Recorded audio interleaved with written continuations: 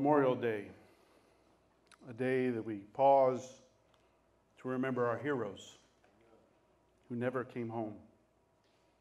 Memorial Day is an American holiday that is observed on the last Monday of May, honoring the men and women who died while serving the U.S. military. Memorial Day 2022 will be this coming Monday. It was originally known as Decoration Day. It originated in the years following the Civil War and became an official holiday in 1971. Many Americans observed Memorial Day by visiting cemeteries or memorials. They'll hold family gatherings and participate in parades.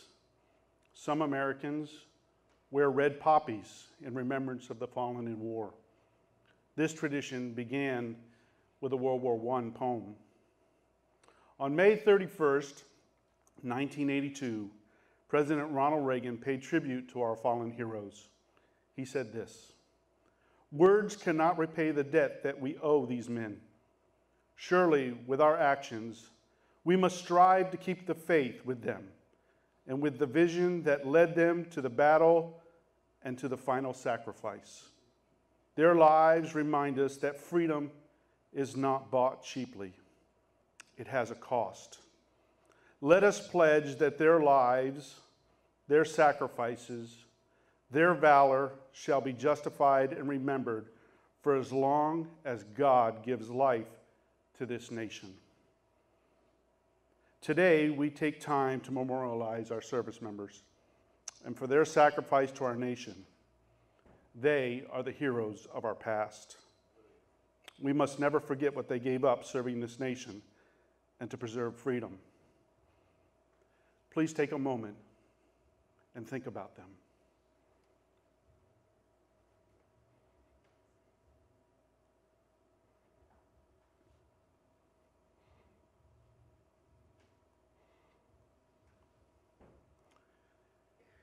In 1984, I wrote a check to the American people. And for me, that check was never cashed. But for many, it was.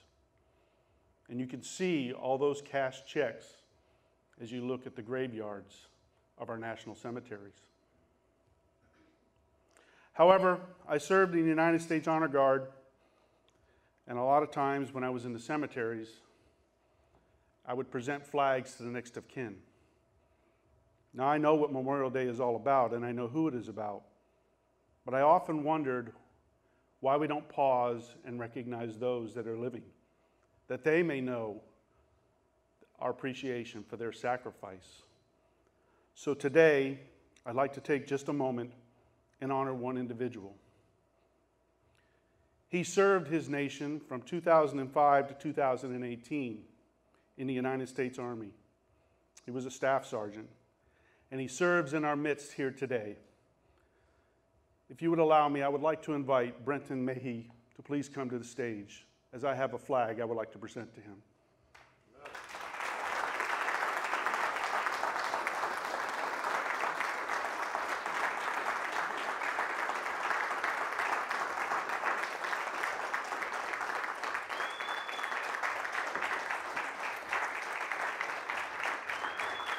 Thank you for your service, brother. I really appreciate all you've done. God bless you.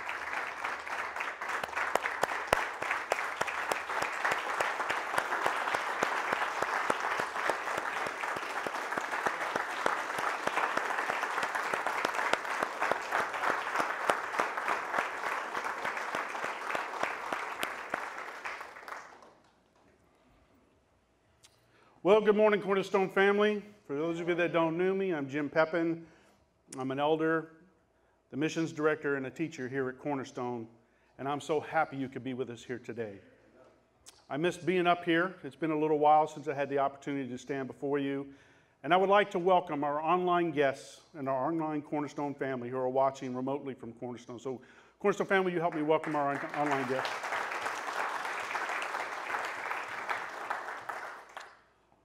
So our heroes, I can't think of a more fitting story than David and Goliath. The odds seem insurmountable. Defeat was inevitable. The opposition, the Soviet squad, perfectly terrifying in their sheer relentless power. The U.S. squad appeared to be unprepared, too unsteady, too untested, and to top it off, the Soviets had not lost a battle since 1968. Yet on this Friday night in 1980, the United States Olympic hockey team, whose average age was just 21 years old, would prove a worthy match for the more experienced and battle-tested Soviet Union hockey team.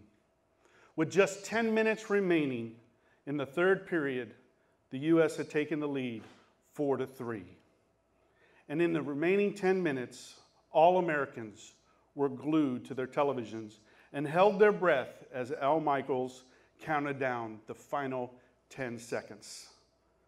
The mighty superpower, the Soviet hockey team, suffered their first defeat to a young U.S. hockey team who would go on to win the gold medal.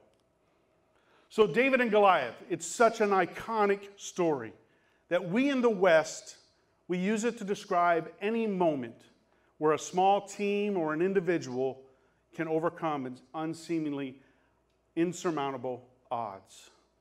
It's an iconic story for a reason. The writer of this text does what is rarely done in the rest of all Hebrew scripture. He prolongs the battle. He brings in all these quotes so that you'll fixate on the story. And yet, here's the funny thing. As much as we use it as a metaphor for the little beating the big, often, as we do with sports, we miss the very heart and theme of the story. If you have your Bibles today, I invite you to open it up to chapter 17 of 1 Samuel. If you don't have a Bible, we have one we'd like to put in your hands. Just raise your hands and an usher will get you one. Now, in chapter 16, we see the identification of a king. And what we see here today is what the king is really like. He's going to come in the midst of conflict. So we're going to quickly walk through the 58 verses and look at the various characters of our story. Then we'll apply this story to our lives. And for many of you, this will be not in the way that you expected. Are you ready? All right, here we go. We see here in verse 1 it says, "Now the Philistines gathered their armies for battle, and they were gathered at Socoh, which belonged to Judah." So for those of you that don't know, the Philistines were the Israelites' neighbors to the west. The Philistines lived along the Mediterranean border. Aggressive military expansions were the hallmark of their society. It's important to notice where they camped their entire army. It's in an area of Judah. So this is not a face-off. This is an invasion. This is an encroachment on a weakened Saul, and life and death hang in the balance. Verse 2 and 3 says, "And Saul and the men were gathered and encamped in the valley of Elah, and drew the line of battle against the Philistines. And the Philistines stood on a mountain on one side, and the Israel stood on a mountain on the other side, with a valley in between them." So you have the Philistines on one mountain, and you have the Israelites on another, and there's a valley in between. And I want you to notice something. If you remember back in Genesis, the whole world rebelled against God. Remember God picking one man, Abraham. And he said, "I'm going to bless you, and I'm going to bless and use your people to be a blessing for the world." God, out of that man, created a tribe and then the nation of Israel. He settled them on a particular piece of land in the center of the nations. And God told them, "I'm going to bless you, and you can be a blessing to the world." So here they stood, a kingdom of priests and a holy nation, and their job was to listen to God and extend the name of God to all the nations. So they should feel confident, and yet something's going to happen. Verse 4, "And then there came out of the camp of the Philistines a champion named Goliath of Gath. Champion. That's a unique word. The Hebrew meaning is the combination of man and between. The literal meaning is that a man steps out in between two armies and interposes himself before this army. The enemy's representative steps out, and he's big. The text says that his height was 6 cubits and a span. This means that somewhere between 7 and 10 feet, depending on what you research. Goliath is big. And not only is he physically big, he's also technologically superior. Did you notice that the next 3 verses describe his equipment, his helmet, his mail, his coat of armor? The text says it weighs over 5,000 shekels. That's 125 pounds. So why do we get all of this detail? It's very uncommon in the Hebrew Bible. Why all this detail about his height and his wardrobe? The author of the passage is giving you this detail to draw you into the fear the Israelites experienced. This man is big, and he's technologically superior. The tip of his spear weighed 15 pounds. He's intimidating, and it's also designed to be a test for you. If you read the previous chapter, you learn that size doesn't matter. We learn that God told Samuel concerning Eliab, do not look at the height of a stature. God said the size of a man does not matter. The purposes of God prevail. God's purposes can never be thwarted. God will win by many, or he'll win by few. Size just does not matter. So the question for you and me is, will you trust God even when your circumstances seem huge? And for many of us, we say, yes, God, if it isn't too big. But when it's really big and it's really scary, I'm just not too sure. Not only does Goliath look big and scary, he also talks scary. Verse 8 says, he stood and shouted to the ranks of Israel, why have you come out here to draw up for battle? Am I not a Philistine?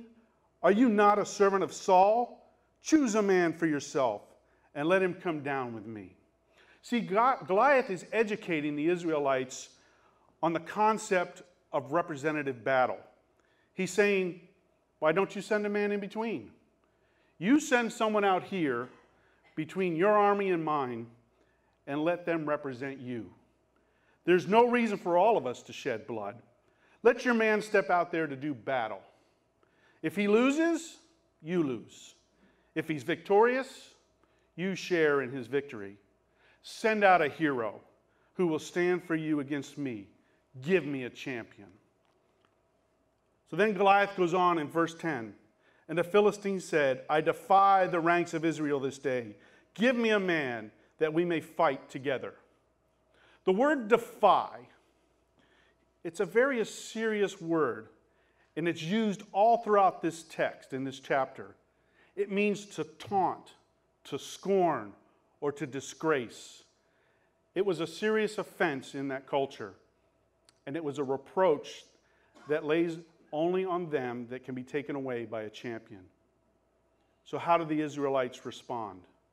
The people that God chose to accomplish his purpose that cannot fail. We look at verse 11. And when Saul and all of Israel heard those words of the Philistines, they were dismayed and greatly afraid. So there's fear.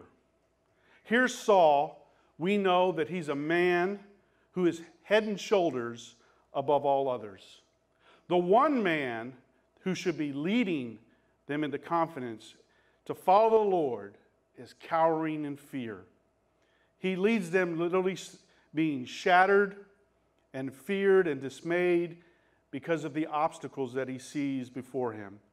His heart is discouraged, and the people follow him in it. So we have Goliath, who is imposing, he's defiant, and Israel is terrified, and their king is shattered. Who will respond? Verse 12. Now David, who was the son of an Ephraite, of Bethlehem of Judah, named Jesse. Let's stop right there for a moment. Why do you suppose the writer is telling us all of this? We know Ephrathah is not David's mother. Ephrathah is his great-great-great-grandmother. She was a great matriarch of his family. She was married to Caleb the Great. And all we knew in the previous chapter about David was that he was the runt of the family. He looked small. And yet, the writer is telling us that if we look close enough, we can see greatness within him. Now, their 3 elder sons had followed Saul into battle. And David was the youngest son, and he's too young to fight, so he's tending to his father's sheep. Verse 18, Jesse says, also take these 10 cheeses to the commander of the thousands. See if your brothers are well, and bring back a token of them. Jesse calls David to go and check on his 3 brothers. They're going to go up to the battleground, and remember, Jesse's too old to go, so he tells David to take some grain, loaves, and cheeses to them. He wants them to check on them and bring back a token of their well-being. It's important to note that David arrives at the battlefield. He doesn't look like a warrior. He arrives looking like a courier. David is on a cheese run. He's really Uber Eats. This is their greatest hour of need. Their hero does not look impressive. He looks lowly and he looks humble.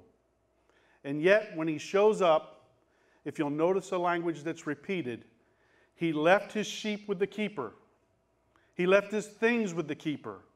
And as he marches forward to his destiny, he divests himself of everything that holds him back. For many of us, to reach your destiny, you're going to have to leave some things behind. We watch the king release his worldly attachments to step forward and to fulfill his destiny. The old things are gone, and the new has come.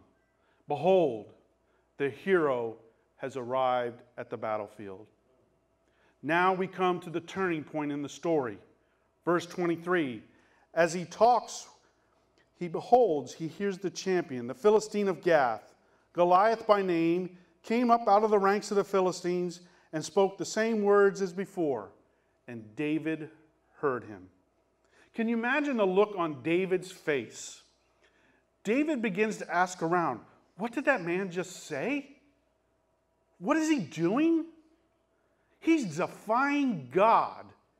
David probably never heard someone ever curse the name of God.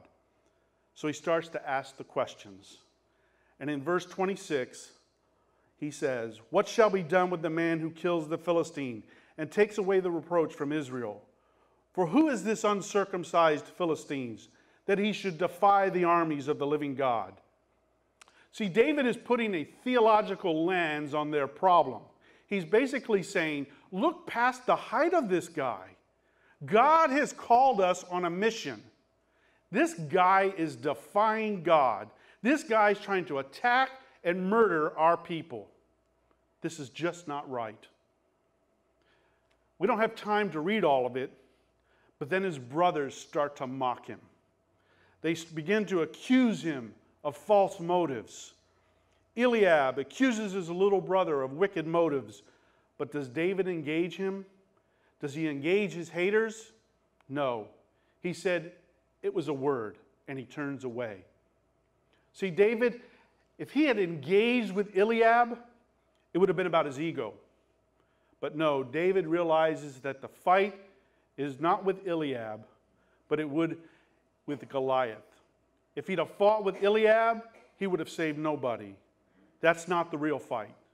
The real fight is Goliath. And for the sake of the people who are hurting, David picked the right fight. David keeps asking, what's going on? As it's heard by Saul, he sends for David. Verse 31. And David said to Saul, let no man fail because of him. Your servant will go fight with the Philistine.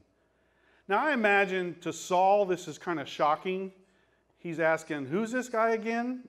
Wasn't he just here delivering cheese? And Saul said to David, you're not able to go against this Philistine and fight with him, for you are but a youth.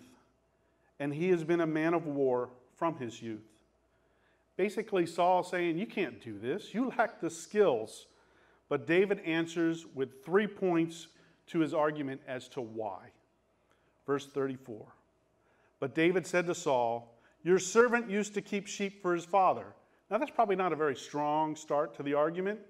Keeping sheep, how am I going to go do that? But when there came a lion and a bear and took a lamb from the flock, I went after him. And I struck him and delivered him out of his mouth. And if he rose against me, I caught him by his beard and struck him and killed him. Your servant has struck down both lions and bears, and this uncircumcised Philistine shall be like one of them, for he has defied the armies of the living God.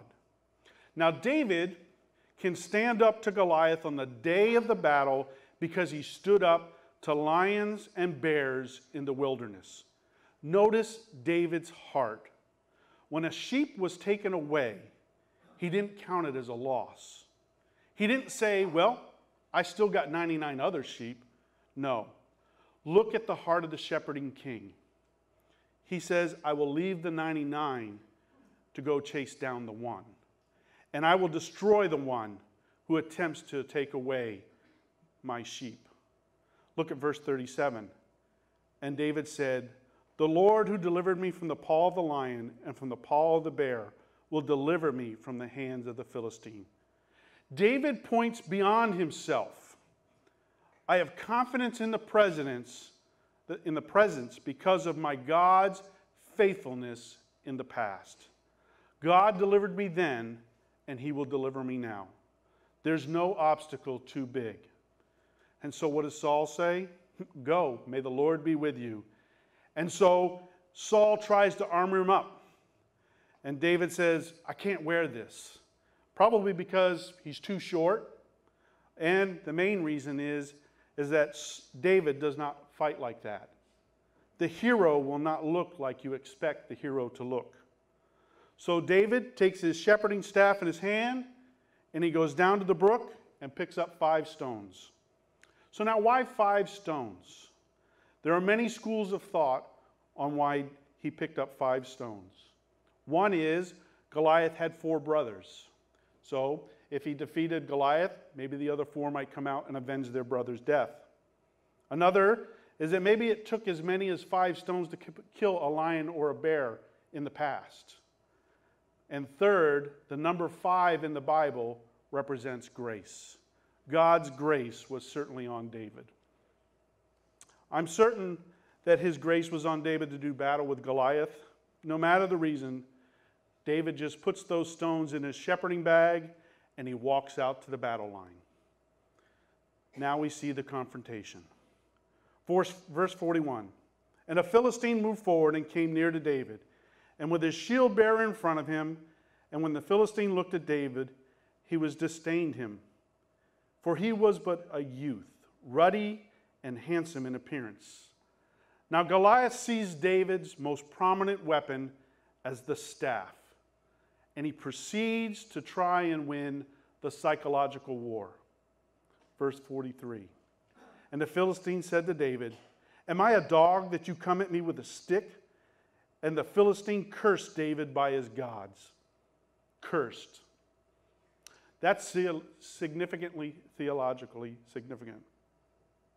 When God was founding the nations of Israel under Abraham, he said, whoever curses you will be cursed. Goliath doesn't realize it, but he just had put himself in a lot of trouble. And according to Leviticus 24, blasphemy against God was a capital offense, punishable by stoning. The Philistine said to David, come to me, and I will give your flesh to the birds of the air and to the beasts of the field. So Goliath is saying to David, I'm going to leave you for a gruesome death. Now David begins to speak. This is his first recorded speech. And did you notice that the speech is longer than the fight? That's because the speech is what is important. Then David said to the Philistine, "You come to me with a sword and with a spear and a javelin." David's saying, I'm not here by mistake. I understand what's in front of me. But I come to you in the name of the Lord. It's not me who fails to understand what you have. It's you that fails to understand what I have. The God of the armies of Israel, whom you have defied. Verse 46, "This day the Lord will deliver you into my hands, and I will strike you down and cut off your head, and I will give you the dead bodies of the host of the Philistines this day to the birds of the air and to the wild beasts of the earth, that all the earth may know that there is a God in Israel, and that all this assembly may know that the Lord saves not with sword and spear, for the battle is the Lord's. He will give you into our hands." 7 times David references the Lord. And the speech really comes down to this: the Lord will fight, because it is the Lord's battle, and the Lord will get glory. David's saying, look, I know I'm little, I know you're big, but none of that really matters, because this is the Lord's fight. The Lord, it is his battle, and he will get the glory. Verse 48, "And when the Philistine rose and he drew near to meet David, David ran quickly towards the battle to meet the Philistine. All of Goliath's armor favors him in hand-to-hand combat." But verse 49, "And David put his hand in his bag and took out a stone and slung it and struck the Philistine on his forehead. And the stone sank deep into his forehead, and he fell to the ground." What's interesting, if you do any study on the sling and the stone, you'll find that this weapon is extremely powerful, and it's deadly. Those stones exit the sling at over 100 miles per hour. The other day I was riding my motorcycle, and I'd put on my small helmet. I didn't have my full face shield, and a bug. I was doing about 40 miles an hour, and a bug hit me right here in the cheek. It hurt like no tomorrow. I'm trying to wipe. I'm looking, is that me bleeding? Is that the bug? Who is it? I don't understand, you know. I can't imagine a pebble or a rock or a stone hitting me, let alone at 100 miles per hour. So for me, it's full face shields from now on. At 100 miles per hour, Goliath never saw it coming. All Goliath ever saw was the staff. He never saw the sling. He never saw the stone. David didn't win in spite of being small. He won because he was small. David didn't win in spite of his weakness. He won because of his weakness. So David prevailed over the Philistine with a sling and a stone, and struck the Philistine and killed him. And there was no sword in the hand of David. And David ran and stood over the Philistine, and he took his sword and drew it out of his sheath, and he killed him by cutting off his head with it. The very implement meant to destroy the representative of God's people was used to kill God's people. It was flipped and used against the adversary. And when the Philistines saw that the champion was dead, they fled, and the men of Israel and Judah rose with a shout and pursued the Philistines as far as Gath and to the gates of Ekron. So, how do we apply this story to us? In our remaining time, we'll talk about what it really means. Now, typically, this story shows us how Goliath equals our fears and our problems, and David equals you. In a sermon setting like this, the message often goes on to tell you that you need to get out there and kill your problems. It's a pump-up speech. The teacher would often get up here and tell you that Goliath equals your lust problem, and you need to go out there and kill your lust problem. Goliath equals your fear of spreading the gospel. So you need to get out there and kill your fear of spreading the gospel. If you go to any search engine and you type in David and Goliath, you're typically going to return you some type of YouTube video where there'll be some upbeat music and various evangelists and actors are going to be on the screen telling you how you have the power to overcome any problem. These are all pump-up speeches. The idea is that I will do it. I will overcome. Typically, this works, especially if you have nothing to be scared of. Like you're sitting in church around all of your friends who share your beliefs. Or maybe you're home alone and you don't have anything to be afraid of. You're pumped up and it feels good. And then you go home. Or you go out into the world. And soon your friends mock your allegiance to your God. There, your temptations assault you. There, your problems come and they're not easily fixed. And suddenly, the fear begins to creep back in, and all the weight, all the discouragement, and all the anxiety begins to mount. And it becomes a massive force that's in front of you. And you feel smaller and smaller and dismayed, and you're greatly afraid. And if we're honest, our besetting sins today, our fears, our anxieties, our discouragements, our doubts, our lusts, that one thing you swore you would never do again that you just did, it all mounts up against you, and you're shattered in the midst of the might of your enemy. And for many of us, a pump-up speech just doesn't really work. Because when our real fears come at us, we're like Israel. We will come into this room and shout the war cry, and when our fears assault us, we shrink back into fear.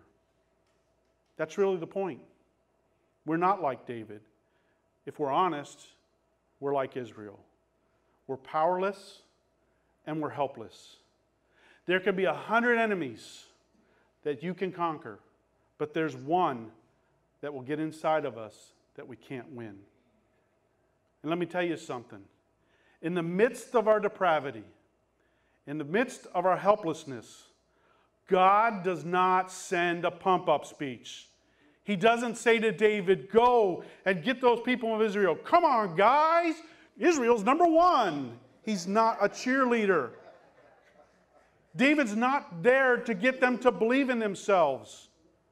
God does not send a cheerleader. God sends a substitution. God sends a man in between. A man that says, I will step out there for you. I will fight for you.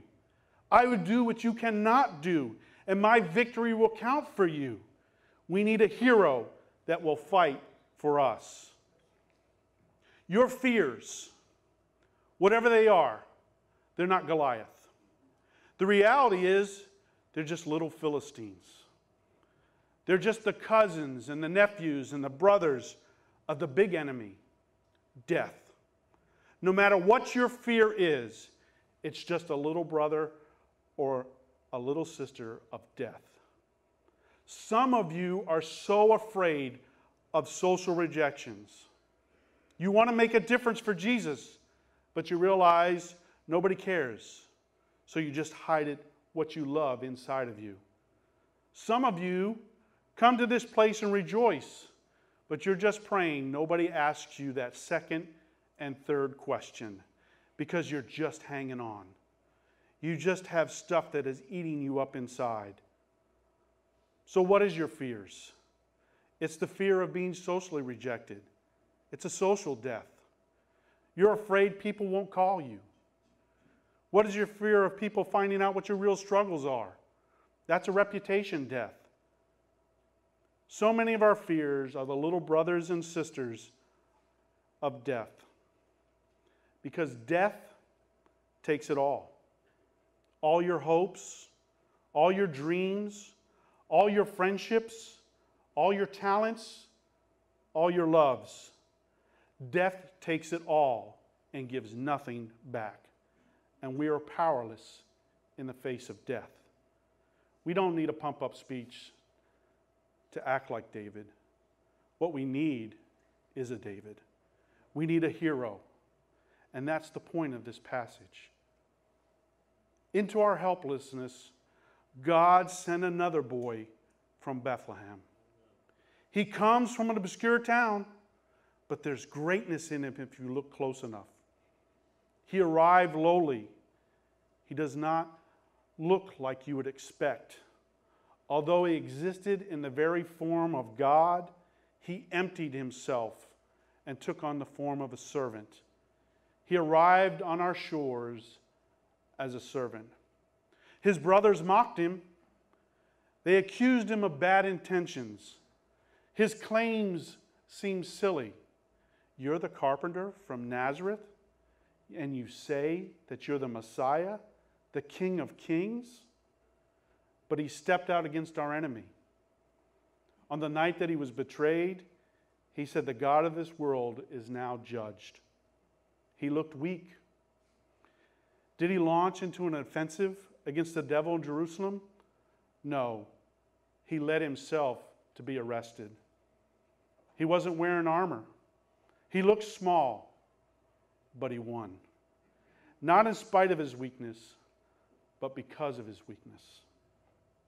Hebrews 2 says, since therefore the children share in flesh and blood, he himself likewise partook of the same things, that through death he might be destroyed the one who has the power of death, that is, the devil, and deliver all those who through fear of death were subject to a lifelong of slavery.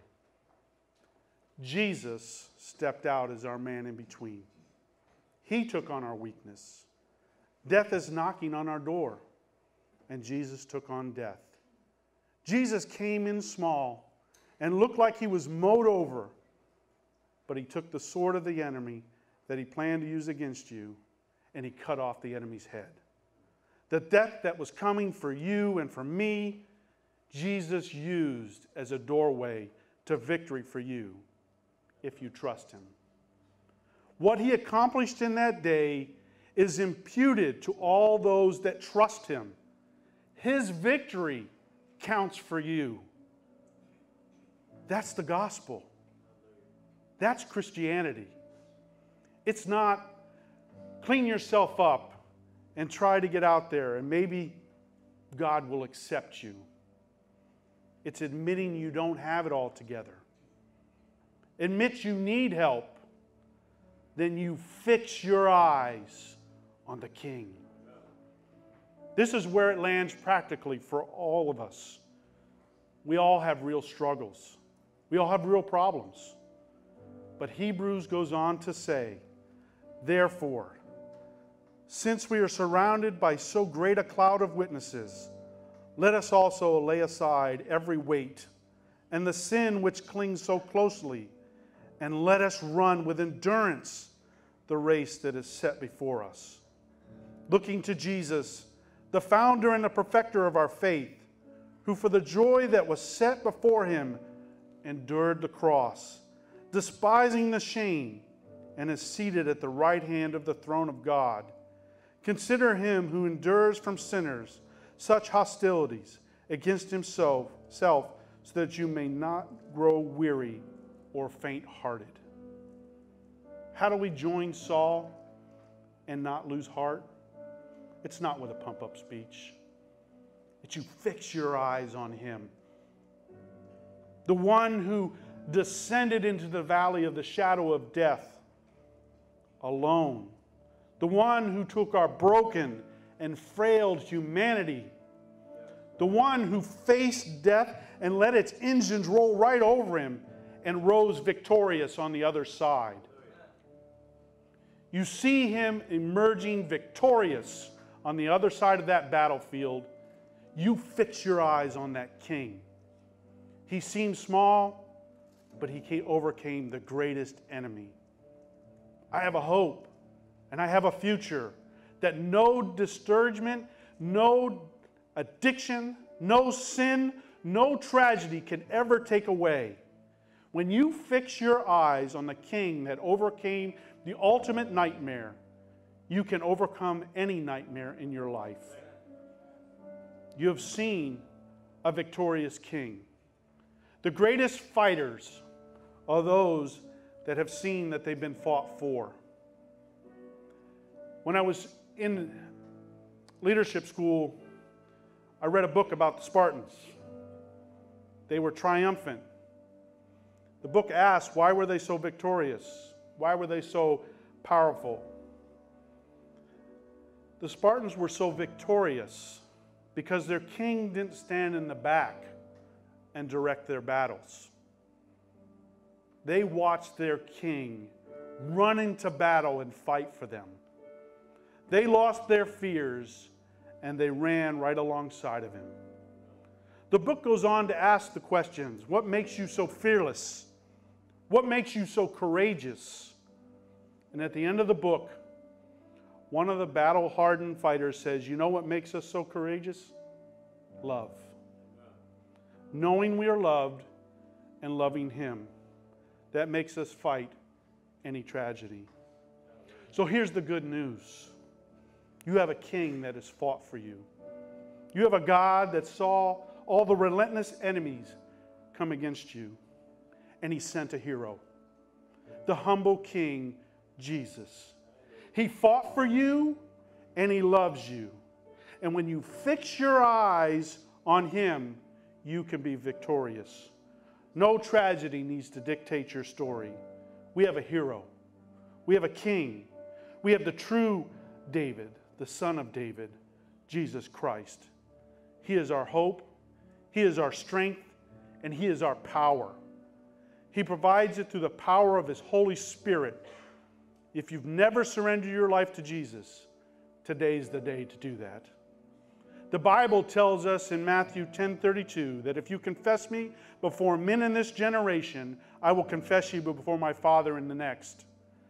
But in verse 33, he says, if you do not confess me in this generation, I will not confess you before my Father.